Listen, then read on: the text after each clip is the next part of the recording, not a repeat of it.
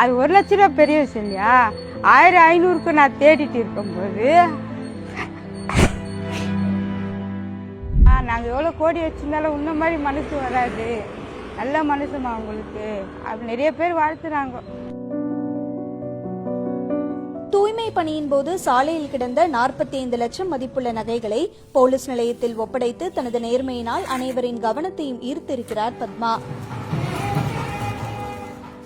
தயிர் சாதம் அந்த மாதிரி தருவாங்க, அது ஐஸ் பாக்ஸ் மாதிரி இருந்தது. சரி சாப்பாடு தான் இருக்கும், நம்ம வீட்டில் போய் சாப்பிட்டுக்கலாம் அப்படின்னு எடுத்து எல்லாமே பையில வச்சுட்டு நான் ஆட்டோ பிடிச்சி போகும்போது பாக்ஸ் ஆட்டோவில் சாப்பிட்ற பழக்கம் உண்டு எனக்கு.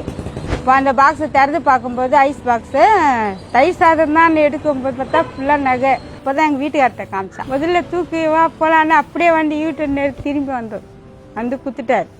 உழைச்சி சாப்பிட்ணும், இதுதான் எனக்கு மனசில். அடுத்தவங்க பணம் அடுத்தவங்க காசு எதுவுமே கிடையாது. அவங்களும் வந்துட்டாங்க, தொலைச்சவங்களும் அழுதுட்டாங்க. அதான் சொன்னால் எங்களுக்கு வாழ்க்கை திருப்பி கொடுத்துருக்கீங்க நீங்கன்னாங்க. சில பேர் வந்து ஏன் கொடுத்த எடுத்துன்னு போக்குறதா நம்மளே கஷ்டப்படுறாங்க. சில பேர் அக்கா நீ கொடுத்தது நல்லது தான், இது மாதிரி சொல்கிறவங்களும் உண்டு, அது மாதிரி சொல்கிறவங்களும் உண்டு. கடிச்சா கொடுத்துட்டு போகிறோம். நான் அப்படி தான் இப்போ ரொம்ப நல்லா கவனிக்கிறாங்க. ஃபஸ்ட்டு நான் யார்கிட்டும் பேசவும் மாட்டேன், இப்போ தான் எல்லோரும் மூஞ்சி பார்த்து பேசுகிறாங்க. பத்மா எங்கள் sincere worker, very good girl. இது வரைக்கும் அந்த மாதிரி பார்த்ததில்லை.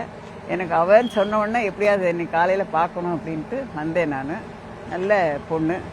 பத்மாவின் நேர்மையை பாராட்டும் விதமாக தமிழக முதல்வர் ஸ்டாலின் 1 லட்சத்துக்கான காசோலையை வழங்கி கௌரவித்துள்ளார்.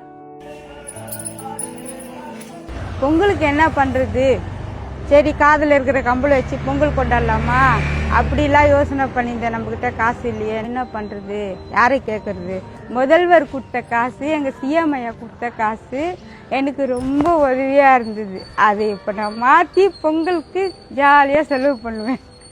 அது 1 லட்ச ரூபா பெரிய விஷயம் இல்லையா? 1500க்கு நான் தேடிட்டு இருக்கும்போது அந்த 1 லட்ச ரூபான்றது எனக்கு ரொம்ப பெரிய விஷயம்.